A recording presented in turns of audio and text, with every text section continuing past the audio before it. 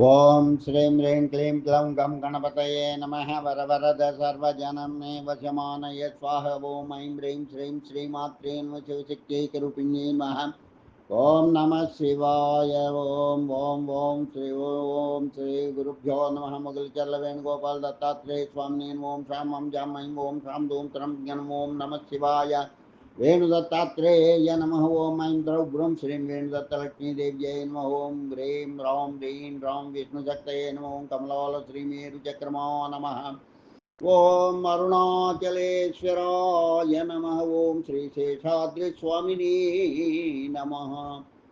శ్రీ శేషాద్రి స్వామి చరితము 5వ అధ్యాయంలో 4వ భాగం. స్వామి వైద్య మహిమలు. భగవద్గీతలో కర్మ సన్యాస యోగమును అధ్యాయంలో 18వ శ్లోకంలో విద్యా వినయ సంపన్నే బ్రాహ్మణే గవిహస్తిని సునిచైవ కపాగే చ పండితా సమదర్శినః. విద్యా వినయ సంపన్నులైన బ్రాహ్మణుల యందు గోవులు ఏనుగులు కుక్కలు దీని చండాలుని యందు పండితుల యోగి దృష్టి సమముగా నుండు. జ్ఞానయోగమును అను అధ్యాయంలో 19వ శ్లోకము. యస్య సర్వే సమారంభాః కామ సంకల్పవర్జితాః జ్ఞానాగ్నిదగ్ధకర్మాణాం తమాహుః పండితం బుధాః. ఎవడైతే ఆశానుగుణము లేకుండా సర్వకార్యములు చేయునో, ఎవడైతే జ్ఞానాగ్ని చేత కర్మలను కాల్చునో వానిని బుధులు జ్ఞాన పండితుడు అని అందురు. స్వామి సమదర్శిగా ఉన్న జ్ఞాన పండితుడు అని చెప్పవచ్చు. స్వామి తన వద్దకు వచ్చిన ప్రజల వ్యాధులను కారకమైన ప్రారబ్ధ కర్మను తన జ్ఞానశక్తితో కాల్చి వారిని వ్యాధి విముక్తులను చేసి దైవంపై విశ్వాసము కలిగేటట్లు చేసేవారు. వైద్యులు నయము చేయలేని రోగములన్నీ స్వామి చేతిలో చిటికలో నయమయ్యేవి. స్వామి జ్ఞానశక్తి ప్రభావమున పక్షవాయువు, ఊపిరితిత్తుల వ్యాధి మున్నగు ఎటువంటి వ్యాధి అయినా నయమయ్యేది. మందు నిమిత్త మాత్రంగా ఉండేది. దయ్యాలు, ప్రేతాత్మలు, బ్రహ్మ, రాక్షసి మున్నగునవి ఆవహించిన వారు స్వామి వద్దకు వచ్చిన ఎడల స్వామి వాటిని పారద్రోలేవారు. తేలు, పాము కాటుకు గురి అయిన వారు స్వామి అనుగ్రహమున తక్షణమే కోలుకునేవారు. ఒక్కొక్కప్పుడు స్వామి తను తినుతున్నవి నోట్లో నుంచి తీసి ప్రసాదంగా వచ్చిన వ్యాధిగ్రస్తులకు ఇవ్వగా అదే ముందుగా పనిచేసేది. ఒక్కొక్కప్పుడు ఆకులు, మూలికలు పేర్లు చెప్పి వాటిని సేవించమనేవారు. వారు వాటిని సేవించగానే వ్యాధి నయ్యమయ్యేది. ఆయుర్వేద వైద్యులు కానీ, అల్లోపతి వైద్యులు కానీ స్వామి అనుగ్రహమున వ్యాధిగ్రస్తులకు వ్యాధి నయమవుతూ చూచి ఆశ్చర్యపడేవారు. వారు స్వామి చెప్పిన మూలికలు, ఆకుల వైద్యము తన వద్దకు వచ్చిన వ్యాధిగ్రస్తుల ఎడల ఉపయోగించేవారు. వ్యాధికి కారణమైన కర్మను తన జ్ఞానశక్తితో స్వామి కాల్చేవారు. కావున స్వామికి వ్యాధి నివారణ చేయడం సాధ్యమయ్యేది. స్వామి వ్యాధి నయము చేసిన కొందరి జీవిత సంఘటనలను ముచ్చటించుకుందాం. చెంగల్వరాయన్ తిరువణ్ణామలైలోని క్రిమినల్ కోర్టులో 1899 నుంచి న్యాయవాద వృత్తిలో ఉండేవారు. వయస్సు పైబడిన తర్వాత చిదంబరంలో సన్యాసం తీసుకొని కాషాయ వస్త్రధారణ చేసి ముత్యాల పర్వతములకు పోయి సుబ్రహ్మణ్య స్వామిని స్తోత్రగానం చేసి నిరాహారిగా 3 రోజులు అక్కడ ఉన్నారు. 4వ రోజు సాయంత్రం తిరువణ్ణామలై వచ్చి సుబ్రహ్మణ్య స్వామి దర్శనార్థం సంబత్తు ఎళైనారు దేవస్థానమునకు వచ్చి అచ్చటనే ఉన్న శేషాద్రి స్వామికి నమస్కరించాను. అప్పుడు శేషాద్రి స్వామి చెంగల్వరాయన్ చేతిని పట్టుకుని, అన్నాహారం తినకుండా ఉపవాసం ఉంటున్నావా అని ప్రశ్నించారు. అప్పుడు చెంగల్వరాయన్ భావోద్రేకానికి గురి అయి కన్నీళ్లు పెట్టుకోగా స్వామి అతన్ని ఇచ్చటనే ఈ గుడిలో ఉండు అని చెప్పి ఎటో వెళ్ళారు. అప్పటి నుంచి చెంగల్వరాయన్ స్వామి వెంట ఉంటూ స్వామిని సుబ్రహ్మణ్య స్వామి అవతారంగా భావించి ఎళైనార్ గుడిలో ఉండేవారు. ఒకరోజు రాత్రి సమయంలో రాత్రి సమయంలో స్వామి చెంగల్వరాయన్తో మీరు వాలజాపేట వాస్తవ్యులా, అక్కడ మిమ్మలను అబ్బాయి అని పిలిచేవారా అని ప్రశ్నించగా చెంగల్వరాయన్ తన తల్లిదండ్రులకు తప్ప ఎవరికీ తన చిన్ననాటి పేరు, తన స్వగ్రామం పేరు తెలియదని ఇప్పుడు స్వామి దివ్య దృష్టితో గ్రహించినాడని భావించి సంభ్రమాశ్చర్యమునకు గురి అయినాడు. చెంగల్వరాయన డిప్యూటీ సూపరింటెండెంట్ ఆఫ్ పోలీసుగా పనిచేసిన రావ్ బహదూర్ శివ చిదంబర పిళ్ళై స్నేహితుడు. శివ చిదంబర పిళ్ళై కుమార్తె మీనాక్షి 105 డిగ్రీల జ్వరం కలవరింపులతో బాధపడుతుండగా వైద్యుల వైద్యానికి జ్వరం తగ్గకపోవడంతో పిళ్ళై ఆందోళన పడి తన స్నేహితుడైన చెంగల్వరాయని వద్దకు వచ్చి బిగ్గరగా ఏడ్వగా చెంగల్వరాయుడు ఈ విషయాన్ని కంబత్తు ఇళయనారు గుడి వద్ద ఉన్న స్వామికి తెలియజేసి అనుగ్రహించమని అభ్యర్థించాడు. అప్పుడు స్వామి ఆలయం ముందు ఉన్న మూర్తిని చూపి అక్కడ చెప్పుకో, నాతో చెప్పి ఏం ప్రయోజనం అని అన్నాడు. వెంటనే చెంగల్వరాయుడు ఒక వెంబావృత్తములో తమిళ భాషలో సుబ్రహ్మణ్య స్వామిపై ప్రార్థనా గీతాన్ని వ్రాసి 4-5 సార్లు సుబ్రహ్మణ్యేశ్వరుని ముందు పఠించారు. అరుణవర్ణ ఛాయతో ప్రకాశించు ప్రభు అయిన మురుగా, ఎవరైతే నా ఆరోగ్యానికి గురి అయి మీ పాదాలను ఆశ్రయించుతారో వారిని అనుగ్రహించి అద్భుతంగా స్వస్థలం చేస్తారని అంటారు.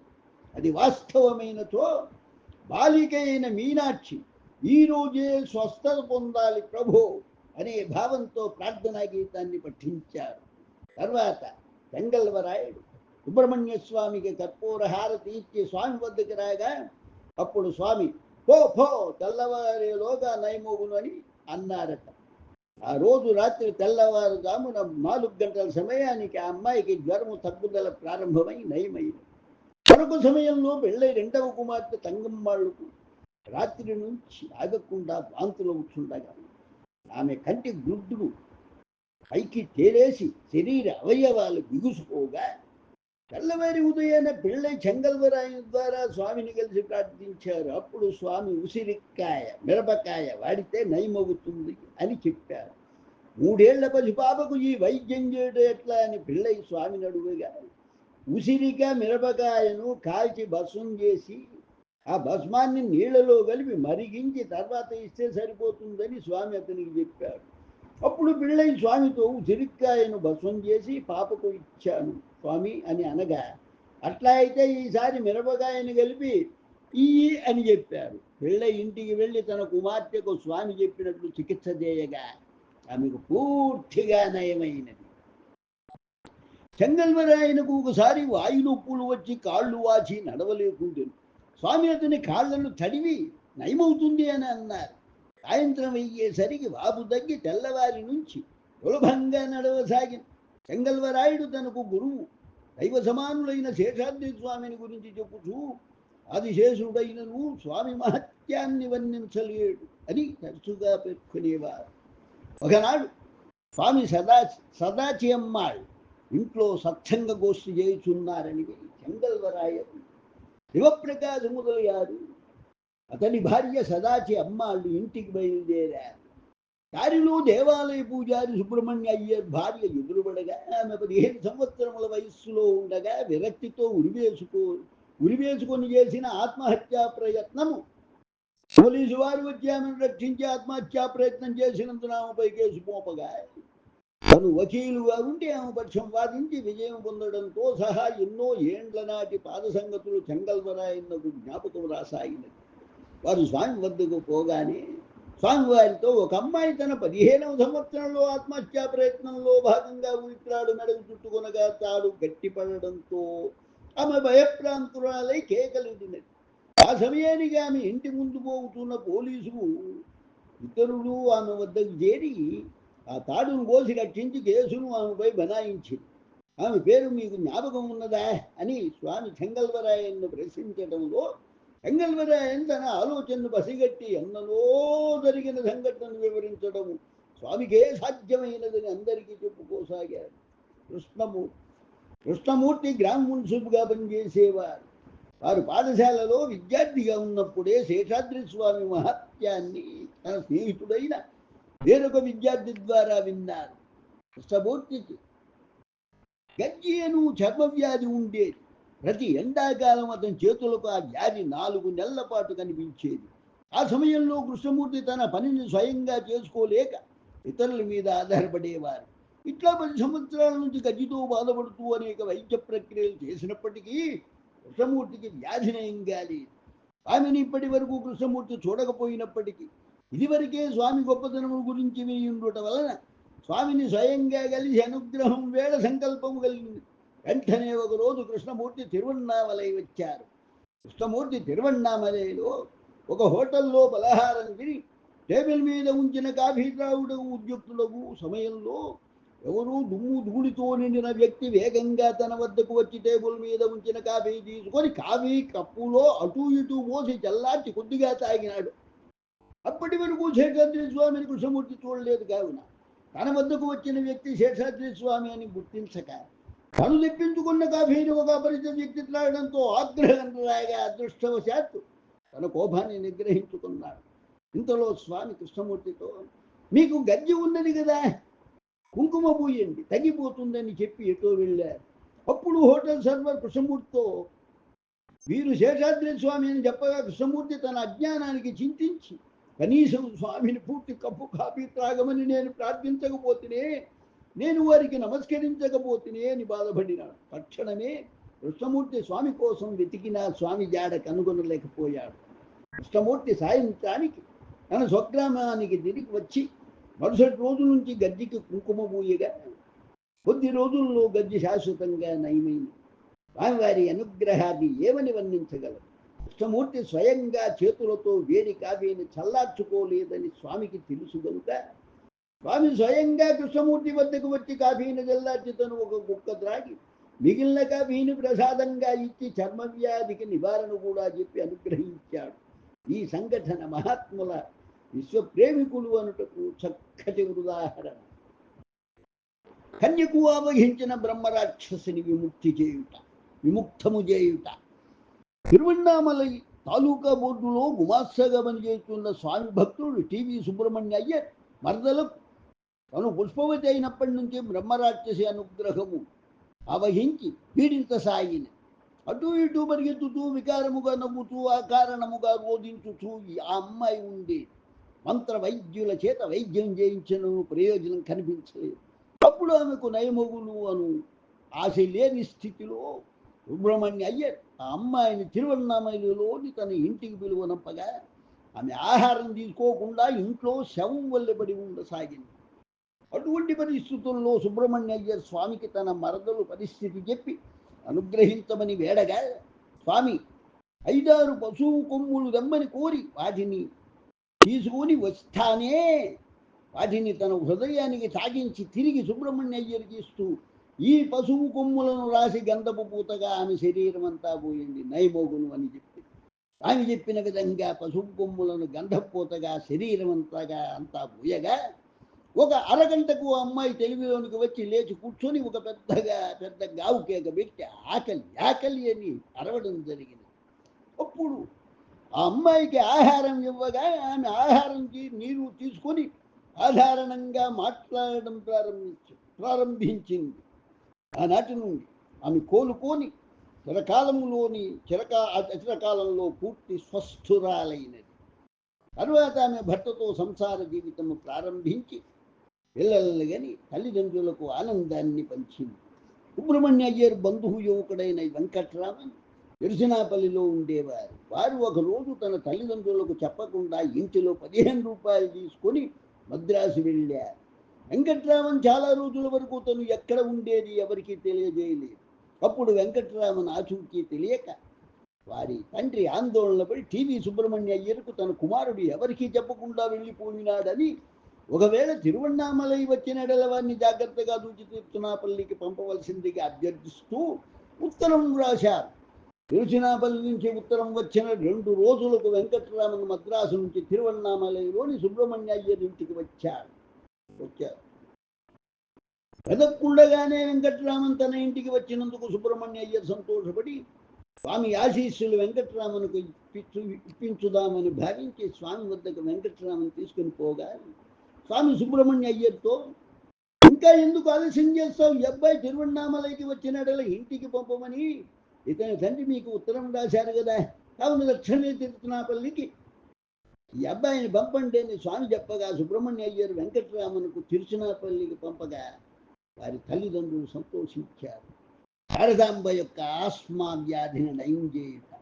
విశ్వనాథ మొదలయ్యారు ప్యారీ కంపెనీలో ఏజెంటుగా పనిచేసేవారు. వీరి భార్య శారదాంబకు రాజకోజ సంబంధ సమస్య వచ్చి ఆస్మా వ్యాధితో బాధపడేది. ప్రతి సంవత్సరం వర్ష ఋతువు శరద్ ఋతువులలో 4 నెలల పాటు ఆమె ఆస్మాతో ఎక్కువ బాధపడేది.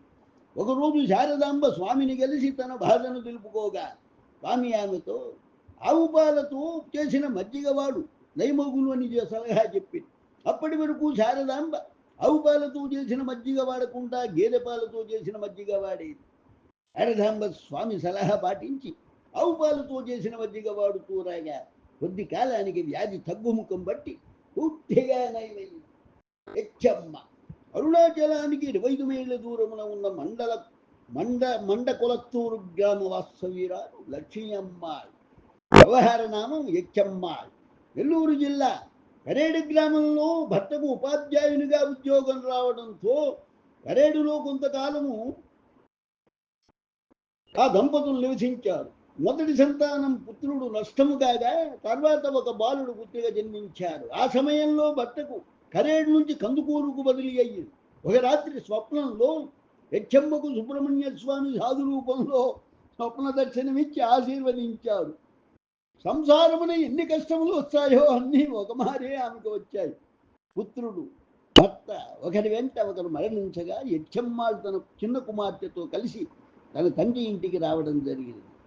చివరి కుమార్తెకు వివాహం చేయని నిర్ణయించగా వివాహ ముహూర్తమునకు 20 రోజుల ముందు చిన్న కుమార్తె కూడా జ్వరంతో మరణించగా హెచ్చమ్మాళ్ళకు జీవితము దుర్భరమయ్యింది.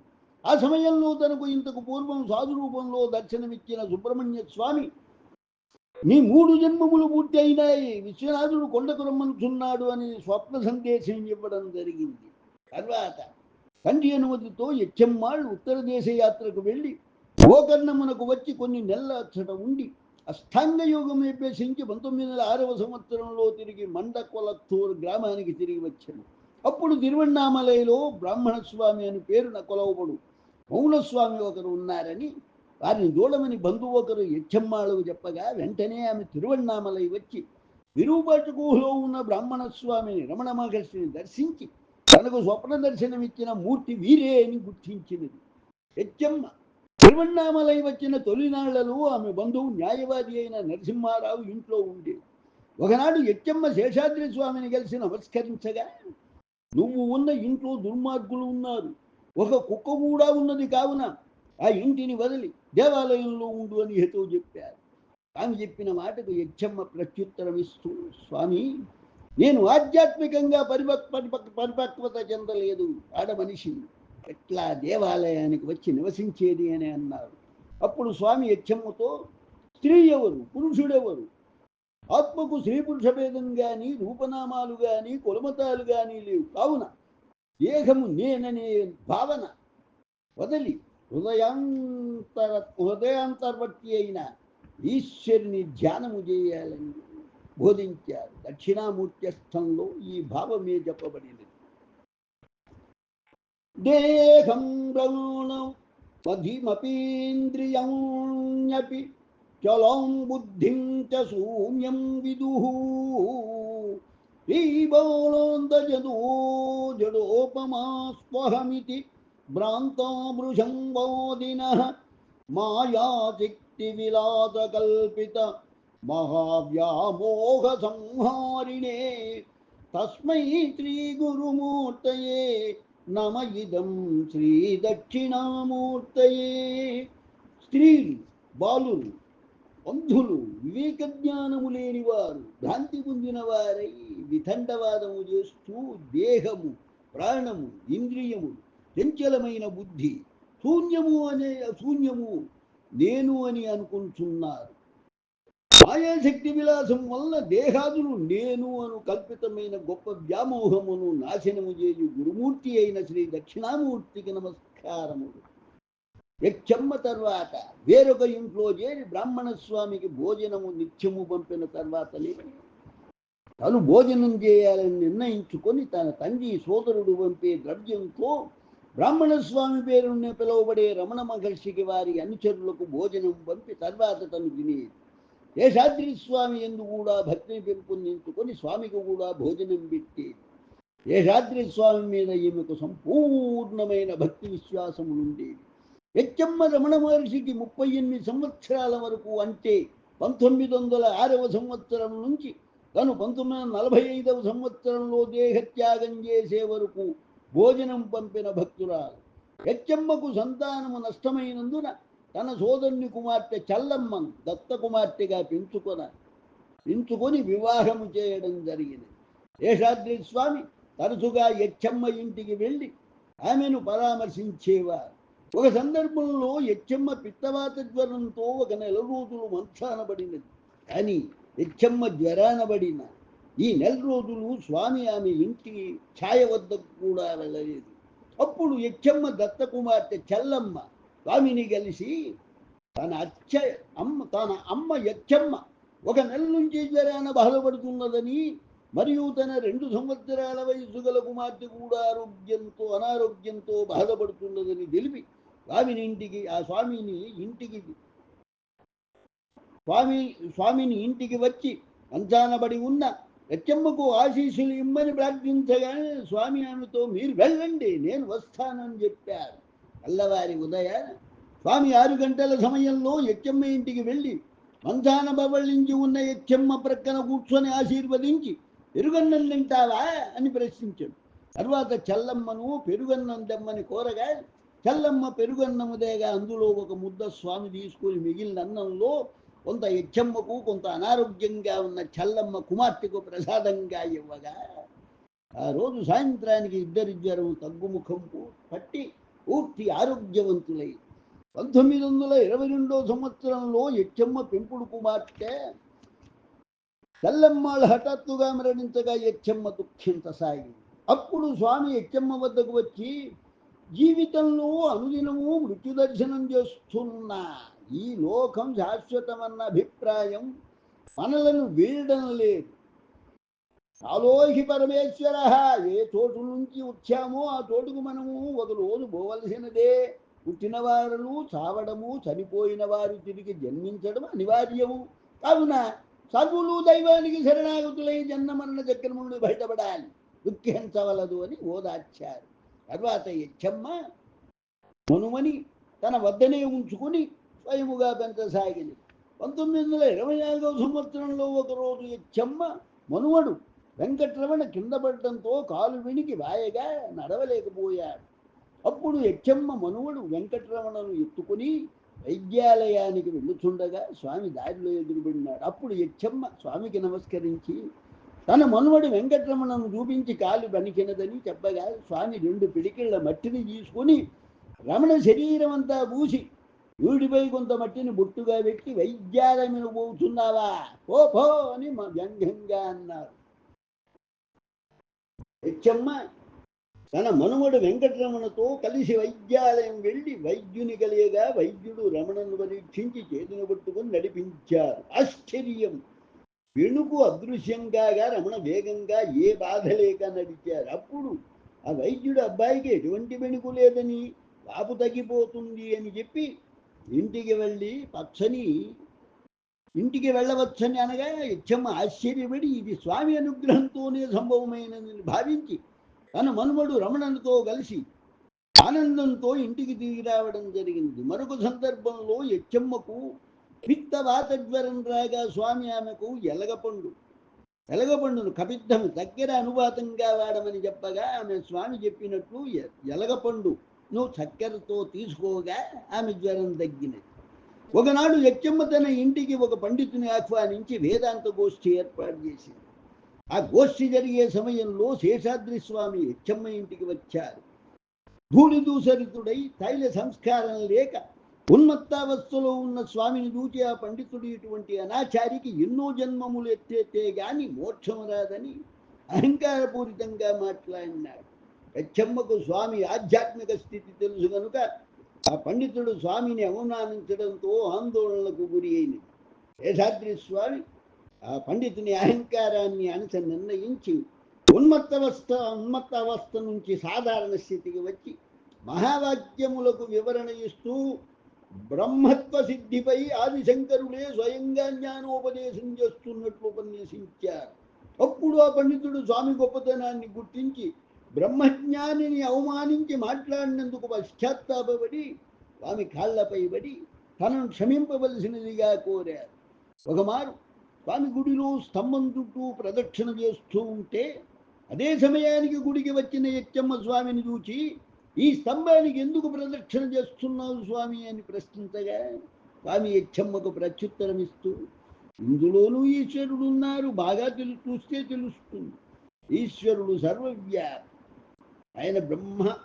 ఆయన ఆ బ్రహ్మ స్తంభ పర్యంతం వ్యాపించి ఉన్నాడని శాస్త్రములు చెప్పుతున్నది.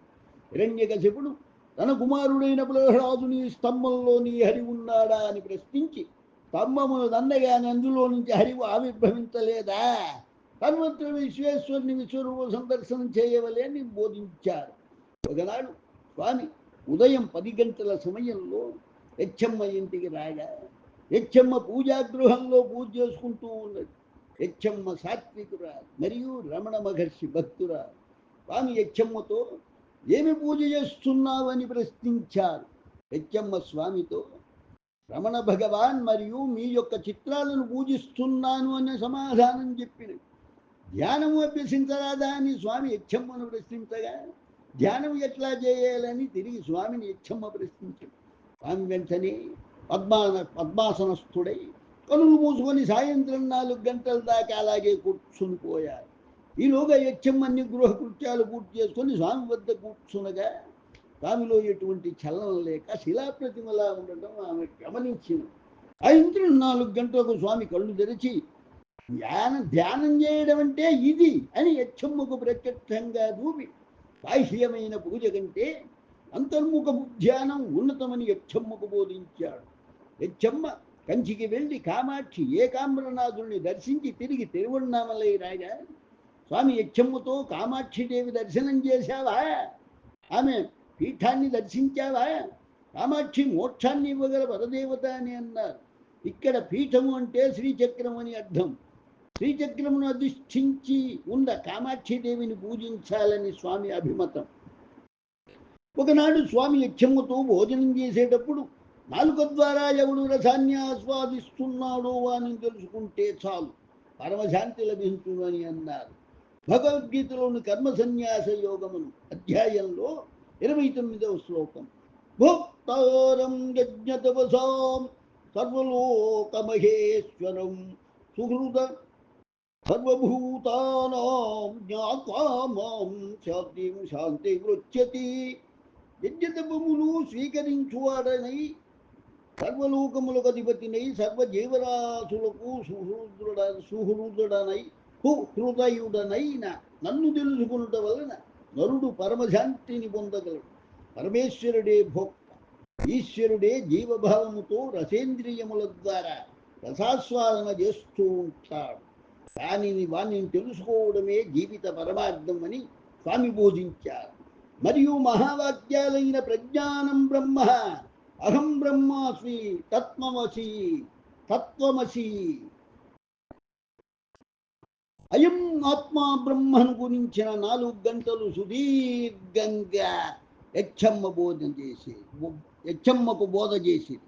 తిరువణ్ణామలైలో యచ్చమ్మ బంధువు నరసింహారావు న్యాయవాదిగా పనిచేసేవారు. వారికి అలమేలు అని ఒక సోదరి ఉండేది. ఆమె ప్రసవానంతరం అనారోగ్య కారణాన మంచాన పడినది. అలమేలుకు మృత్యు సమయం ఆసన్నమైనదని స్వామి గ్రహించి ఆమెకు సద్గతి ప్రసాదించే స్వామి తలచి ఒకరోజు స్వామి ఆమె ఇంటికి వెళ్ళి మంచాన పడిన అలమేలును తాకి ఆశీర్వదించారు. కానీ ఆమె అన్న నరసింహారావు అహంకారంతో స్వామి లోపలికి వచ్చి మంచానబడి ఉన్న తన సోదరిని తాకడాన్ని అపార్థం చేసుకుని స్వామిని దూషించగా స్వామి నవ్వుతూ వెళ్ళిపోయి తెల్లవారి యచ్చమ్మకు ఈ విషయం తెలిసి స్వామిని కలిసి నరసింహారావు అజ్ఞానంతో స్వామిని దూషించడాన్ని క్షమించమని కోరి స్వామితో అలమేలు ఆరోగ్యం కుదుటపడుతుందా అని ప్రశ్నించగా స్వామి యచ్చమ్మతో ఆమె చనిపోయినది, అందరూ అదే మాట అనుచున్నారని చెప్పి ఆ రోజు రాత్రి అలమేలు శరీర త్యాగం చేయడం జరిగినది. వేణు అమ్మాள் యచ్చమ్మ సోదరి. వేణు అమ్మాள் కూతురు బాలమ్మ క్షయవ్యాధితో అనారోగ్యానికి గురి అయి మంచానబడింది.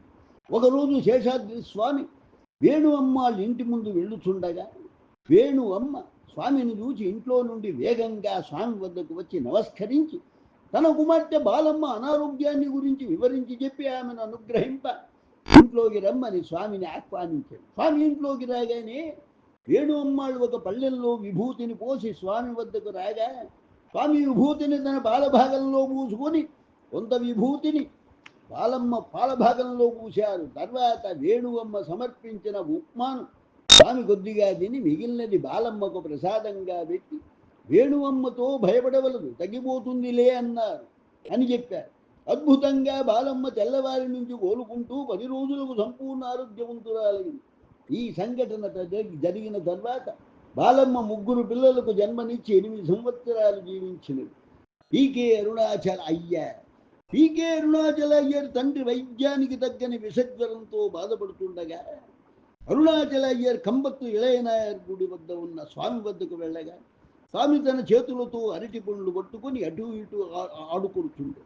అరుణాచల అయ్యర్ స్వామికి తన తండ్రి జ్వరాన్ని గురించి చెప్పి ప్రసాదం ఇచ్చి తన తండ్రిని అనారోగ్యం విముక్తుడను చేయమని వేడుకొని వినయంగా చేతులు కట్టుకుని స్వామి ముందు నిలబడింది. అప్పుడు స్వామి ఒక అరటి పండులో సగము తిని మిగిలిన సగము అయ్యరుకు ప్రసాదంగా ఇచ్చి ఇంటికి వెళ్ళవని అనుజ్ఞ ఇవ్వగానే అరుణాచల అయ్యర్ ఇంటికి వచ్చి తన తండ్రికి ప్రసాదంగా స్వామి ఇచ్చిన అరటి పండును తినిపించాడు. అద్భుతంగా తెల్లవారి అయ్యర్ తండ్రి జ్వరము తగ్గడం జరిగినది. అన్నదాన సత్రం వంటకాడు కుట్టి అయ్యారు. అరుణాచలంలోని అన్నదాన సత్రంలో చాలా కాలం నుంచి కుట్టి అయ్యర్ వంట పని చేసేవారు. కుట్టి అయ్యర్ అరుణాచలేశ్వరుని భక్తుడు. స్వామి తరచుగా కుట్టి అయ్యర్ ఇంటికి వెళ్ళేవారు. కుట్టి అయ్యర్ భార్య భక్తితో స్వామికి ఆహారం ముద్దలుగా చేసి సమర్పించగా స్వామి ఆ ఆహారాన్ని సంతోషంగా స్వీకరించేవారు. కుట్టి అయ్యర్ కుటుంబ సభ్యులందరూ స్వామికి చేతనైనంత సేవ చేయాలని సంకల్పంతో ఉండేవారు. ఒకసారి కుట్టి అయ్యర్ కుటివైపు వీపు వెనుక భాగాన వ్రణం ఏర్పడి 3 రోజుల పాటు బాధపడి ఆ సమయంలో స్వామి కుట్టి అయ్యర్ ఇంటికి వచ్చి తన చేతి వ్రేళ్లతో కుట్టి అయ్యర్ వెనుక భాగాన వ్రణం ఉన్న భాగంలో స్పర్శించగా ఆ రోజు సాయంత్రానికి వీపు నొప్పి పూర్తిగా తగ్గి వ్రణము కొద్ది రోజుల్లో పూర్తిగా నయమైనది. 3 రోజుల నుంచి బాధపెట్టుతున్న నొప్పి 3 గంటల్లో దృశ్యం కావడం స్వామి యొక్క జ్ఞానశక్తి కుట్టి అయ్యర్ కర్మను దహించడం వల్లనే సాధ్యపడినది. ఒకనాడు కుట్టి అయ్యర్ భక్తితో స్వామికి నమస్కరించి నాకు ఉపదేశం ఇమ్మని అభ్యర్థన చేయగా స్వామి ప్రసన్నుడై అరుణాచల శతకంలోని ఈ క్రింది శ్లోకాన్ని ఉపదేశించి నిత్యము శ్లోకాన్ని మన్నం చేసి అరుణాచలేశ్వరుని అనుగ్రహమును పొందమని ఉపదేశించారు. ఏకాగారమచేశలోకజనకం హేమాద్రిబాణోసనం నాగమాసకిరీటకుండలధరం నాగేంద్రభూషోజ్వలం రాకాచంద్ర సమాన కాంతివదనం రాజీవ నేత్రార్చితం శోకారణ్యదావానలం శుభకరం సోణాద్రినాథం భజే.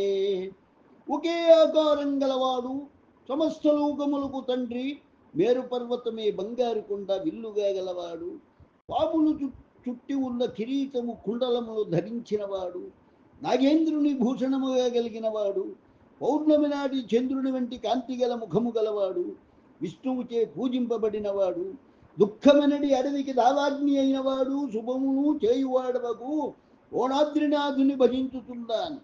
ఆర్ముగ పాదయాచ్చి ఒక రోగము నుంచి విముక్తి అవుట. ఆర్ముగ పాదయాచ్చి తిరువణ్ణామలై సమీప గ్రామవాసి బీదవాడు యువకుడుగా ఉన్న సమయంలో చెడు తిరుగుడు అలవాటు పడి సుఖరోగమునకు గురి అయి వ్యాధి నయముగాక బంధువుల నిరాదరణకు గురి అయినాడు. స్వామి గొప్పతనాన్ని విని స్వామి తప్ప నన్ను ఎవ్వరూ కాపాడలేరని భావించి తిరువన్నామలై చేరి స్వామి పాదాలపై పడ్డారు. స్వామి అతన్ని చూచి ఆగ్రహంతో ఒక రాయి దీన్ని తీసుకుని తలపై కొట్టగా రక్తముగా సాగి ఆ హఠాత్తు పరిణ సంఘటనతో పాదయాచి భయోత్పాతుడై మూర్ఛిల్లేదు. కొంతసేపటికి పాదయాచి తేరుకొని స్వామి కొట్టినను వీడక ఎక్కువ సమయము స్వామి వద్ద గడిపే ప్రయత్నం చేసేవారు. ఒక నెల రోజుల్లో స్వామి అనుగ్రహం పాదయాచి వ్యాధి నయంగాగా సంపూర్ణ ఆరోగ్యంతో తన స్వగ్రామమునకు వెళ్ళి బంధువుల ఆదరణను తిరిగి పొంది సంపూర్ణ ఆరోగ్యవంతుడైన పాదయాచి వివాహం చేసుకొని 3 బిడ్డలకు తండ్రి అయి తర్వాత కాలంలో స్వామి అనుగ్రహమున వ్యవసాయ వృత్తిలో ఉంటూ పంటలు సమృద్ధిగా పండించి స్వామి జీవించి ఉన్న రోజులలో 10,000 రూపాయలు ధనము నిల్వ ఉన్న ఆసామిగా మారినారు. కుష్ఠవ్యాధిగ్రస్తురాల్ని అనుగ్రహించుట. మధ్వ సంప్రదాయానికి చెందిన ఒక బ్రాహ్మణ యువతి వివాహానంతరం కుష్ఠవ్యాధిగ్రస్తురాలైంది. ఆమె భర్త ఆ యువతిని అసహించుకొని ఇంటి నుంచి బయటకు నెట్టగా తన తండ్రి గారింటికి ఆమె చేరి దుఃఖితురాలైనది. వ్యాధి తీవ్రమై రేళ్లకు కూడా సోకినది. ఆ పరిస్థితుల్లో ఆమె పూర్వపుణ్యవశమున కొందరు బంధువులు స్నేహితులు స్వామిని సందర్శించమని సలహా చెప్పగా ఆ యువతి స్వామిని సందర్శించి నమస్కారం చేయగా స్వామి ఆ యువతిని చెంపదెబ్బ గుట్టి జుట్టు బట్టి కిందకు దోసి ఎటో వెళ్ళారు. ఆ రోజు నుంచి ఆ యువతి ఆరోగ్యం మెరుగుపడుట ప్రారంభించింది. ఒక నెల రోజుల్లో ఆమె సంపూర్ణ ఆరోగ్యవంతురాలైంది. అప్పటి నుంచి ఆ యువతి వారి కుటుంబ సభ్యులు కృతజ్ఞతతో తరచుగా స్వామి దర్శనానికి వచ్చేవారు. ఈ విధంగా భక్తుల అనుభవాలు, శేషాద్రి స్వామి వారి యొక్క భక్తుల అనుభవాలు మీకు విన్నవించడమైనది. భగవాన్ యొక్క కృపతో 5వ అధ్యాయంలోని 4వ భాగం సంపూర్ణమైనది. 5వ అధ్యాయం సంపూర్ణమైనది. ఇక్కడ గమనిక,